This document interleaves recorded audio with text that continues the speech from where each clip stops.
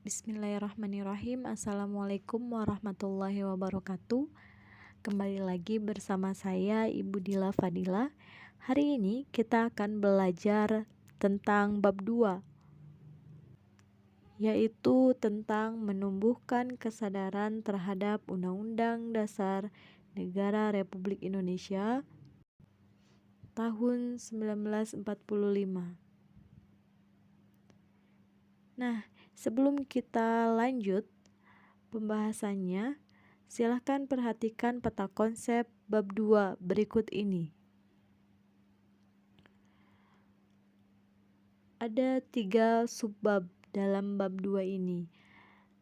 Kita akan membahas mengenai subbab pertama dulu, yaitu tentang kedudukan dan makna pembukaan Undang-Undang Dasar Negara Republik Indonesia tahun 1945.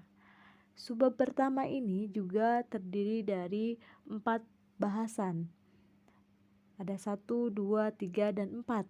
Nah, hari ini kita akan membahas 2 hal saja, yaitu tentang kedudukan pembukaan Undang-Undang Dasar Negara Republik Indonesia tahun 1945 dan hubungan pembukaan dan proklamasi kemerdekaan. Jadi kita hanya membahas 2 hal ya, agar lebih fokus.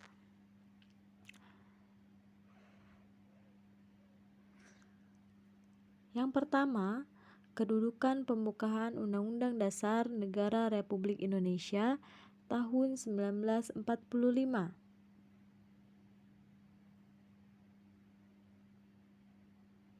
Sebelum itu, Ibu akan menyampaikan tentang hukum dasar. Hukum dasar ini ada dua jenis. Yang pertama ada hukum dasar tertulis, artinya hukum dasar yang mengatur urusan penyelenggaraan negara yang dituangkan dalam bentuk tulisan. Namanya juga tertulis. Jadi bentuknya tulisan. Contohnya, Undang-Undang Dasar Negara Republik Indonesia tahun 1945. Itu yang tertulis. Yang kedua ada hukum dasar tidak tertulis. Hukum dasar tidak tertulis adalah aturan dasar yang tidak tertulis, tetapi ada dan terpelihara dalam praktik penyelenggaraan negara.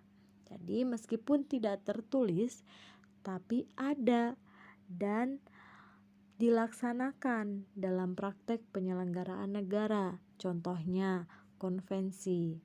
Konvensi itu apa sih, Bu? Konvensi itu kebiasaan ketatanegaraan.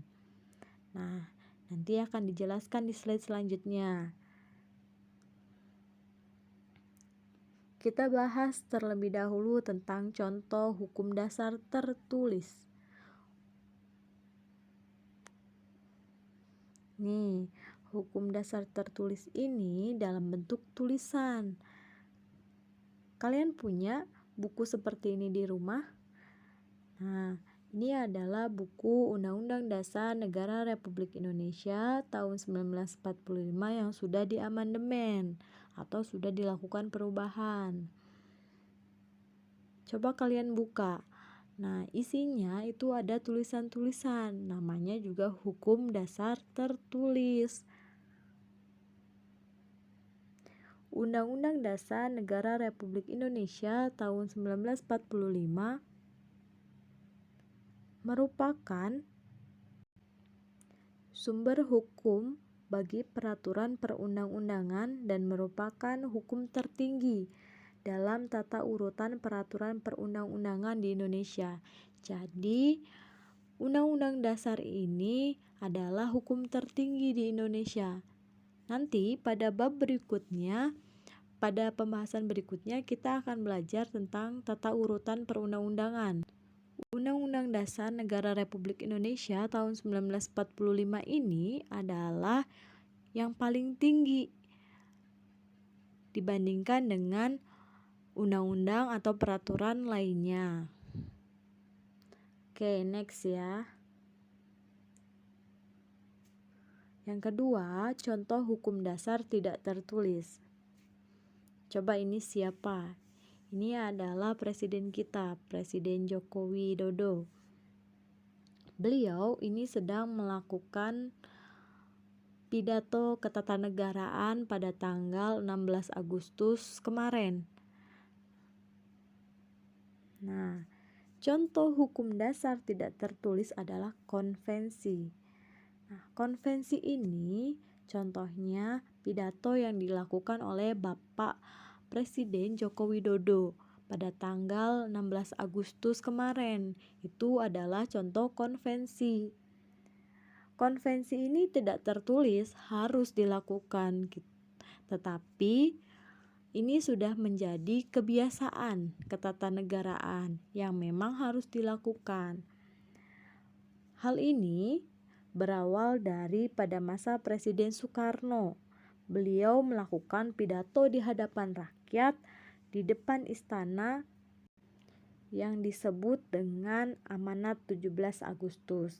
Nah, kalau zaman dulu itu Presiden Soekarno berpidato di hadapan rakyat secara langsung, sekarang karena penduduk Indonesia itu semakin banyak dan wilayahnya itu luas sekali, maka Presiden Joko Widodo kemarin itu melakukan pidato di hadapan DPR, Dewan Perwakilan Rakyat. Ingat ya, konvensi ini merupakan hukum tidak tertulis, tetapi sudah menjadi kebiasaan ketatanegaraan yang harus dilaksanakan.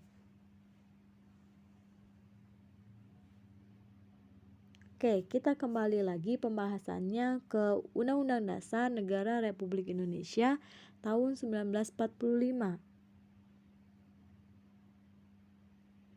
Nah, apakah ini? Ini adalah pembukaan Undang-Undang Dasar Negara Republik Indonesia tahun 1945. Dalam pembukaan Undang-Undang Dasar Negara Republik Indonesia tahun 1945 ini terdapat 4 alinea. Dari masing-masing alinea ini memiliki artinya masing-masing. Oke, kita lanjut ya.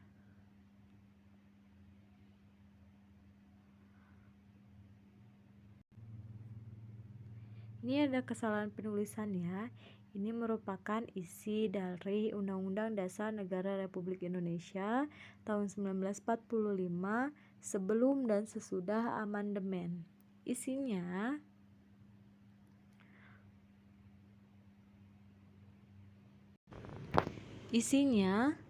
itu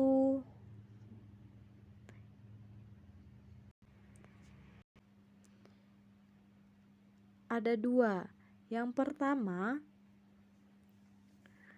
sebelum amandemen dan sesudah amandemen. Amandemen itu apa? Amandemen adalah perubahan. Undang-Undang Dasar Negara Republik Indonesia tahun 1945 sudah melakukan 4 kali perubahan atau amandemen. Nah, ini isinya. Sebelum amandemen, isinya itu ada 3 bagian. Pertama, pembukaan. Kedua, batang tubuh atau pasal-pasal. Yang ketiga adalah penjelasannya. Nah, ingat ya, sebelum amandemen itu ada 3, pembukaan, batang tubuh atau pasal-pasal, dan yang terakhir penjelasan. Oke, itu sebelum amandemen. Sesudah amandemen itu hanya 2. Yang pertama itu pembukaan, yang kedua adalah pasal-pasal. Jadi tidak ada lagi penjelasan karena di dalam pasal-pasal itu sudah tercantum dengan jelas dan kemudian akan dikuatkan dengan peraturan perundang-undangan lainnya.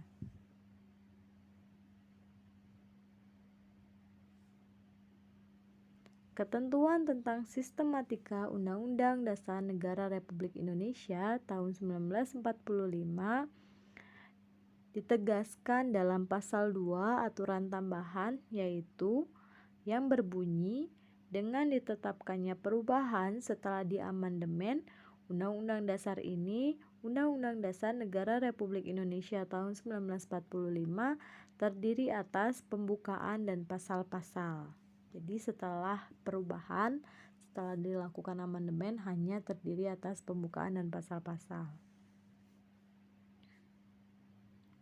Oke, kita masuk ke pembahasan kedua tentang hubungan pembukaan Undang-Undang Dasar Negara Republik Indonesia tahun 1945 dan Proklamasi Kemerdekaan.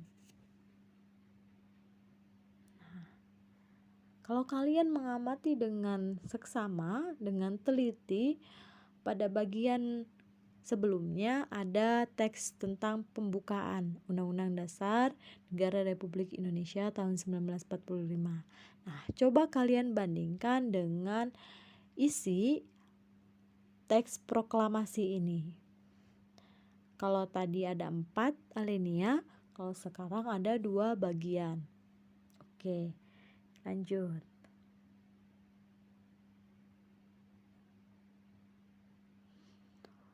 Bagaimana sih hubungan pembukaan dan proklamasi kemerdekaan? Wah, ini kalian harus benar-benar fokus. Ibu bahas yang pertama, pernyataan awal dalam naskah proklamasi isinya tentang pernyataan kemerdekaan bangsa Indonesia. Coba dilihat yang tadi, naskah proklamasi yang awal, alinea pertama itu isinya tentang pernyataan kemerdekaan bangsa Indonesia. Nah, ini sama dengan alinea 1, 2, dan 3.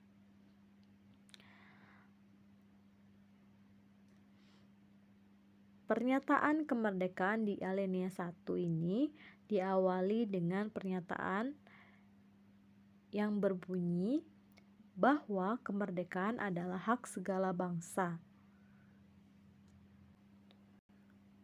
Pada alinea kedua, alasan perjuangan kemerdekaan bangsa Indonesia telah sampailah pada saat yang menentukan. Juga dipertegas bahwa kemerdekaan merupakan atas berkat rahmat Allah yang Maha Kuasa dan didorongkan dengan keinginan luhur. Dan alinea ketiga, pembukaan Undang-Undang Dasar Negara Republik Indonesia tahun 1945 memuat pernyataan tentang kemerdekaan juga. Oke ya. Jadi alinea 1, 2, dan 3 itu isinya sama dengan alinea pertama dari naskah proklamasi. Kemudian alinea keempat ini sama dengan alinea kedua di naskah proklamasi. Alinea keempat di pembukaan Undang-Undang Dasar itu sama dengan alinea kedua di naskah proklamasi. Pernyataan di alinea kedua di naskah proklamasi isinya tentang tindakan yang harus segera dilakukan dengan pernyataan kemerdekaan. Alinea 4 pada pembukaan Undang-Undang Dasar memberi arahan pertanggungjawaban terhadap pelaksanaan proklamasi kemerdekaan. Kemudian isi pokok berikutnya dalam naskah proklamasi kemerdekaan yaitu tindakan yang harus segera dilakukan, antara lain dengan menetapkan Undang-Undang Dasar Negara Republik Indonesia tahun 1945 yang memuat tentang pembukaan. Gitu ya.